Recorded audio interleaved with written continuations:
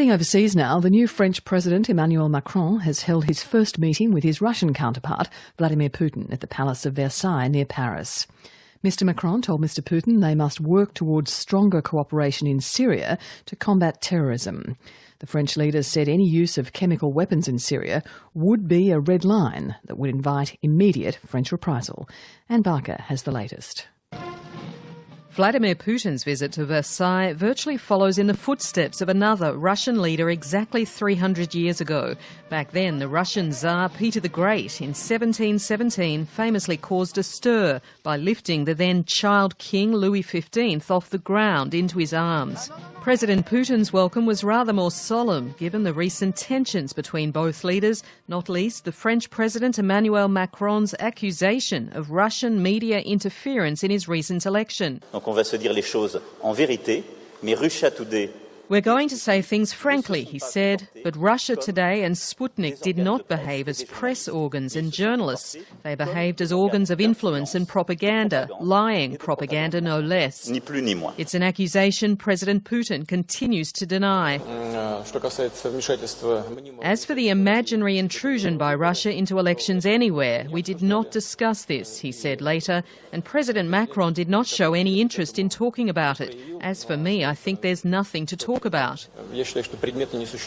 Now, an exhibition commemorating the tercentenary of Peter the Great's visit to Versailles has given both leaders a chance to meet and at least try to find common ground on the divisive issues of terrorism and Russia's role in the war in Syria. President Macron has warned French forces will act against anyone using chemical weapons in Syria. Russia has staunchly backed Syrian President Bashar al-Assad, while France has pushed for his removal from office. La première, c'est qu'une ligne rouge. A very clear red line exists on our side, President Macron said at a joint press conference. The use of chemical weapons, no matter who's responsible, will lead to reprisals and an immediate response by France. De la part des Français. To which President Putin later underlined the importance of securing the Syrian state. Terrorism can't be fought by destroying the sovereignty of countries that are already fighting against internal problems of conflict, he said. But I'm sure that together we can unite to fight against terrorism and achieve positive results. But I repeat, we can triumph only if we apply these joint forces on a practical level and together act against this 21st century plague. The war in Syria is only one thorn in the relationship between France and the Kremlin.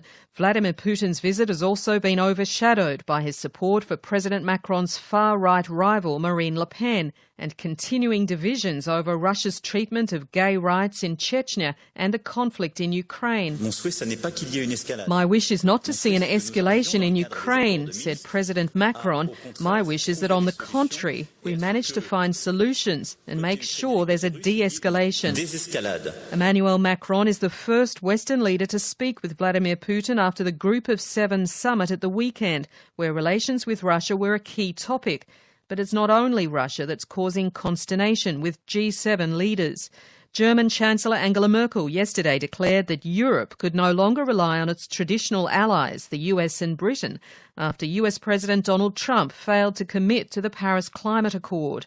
Now Germany's Foreign Minister Sigmar Gabriel has accused President Trump of weakening the West by standing against the interests of the European Union. It is unfortunately a signal of a change of the balance of power in the world, he said.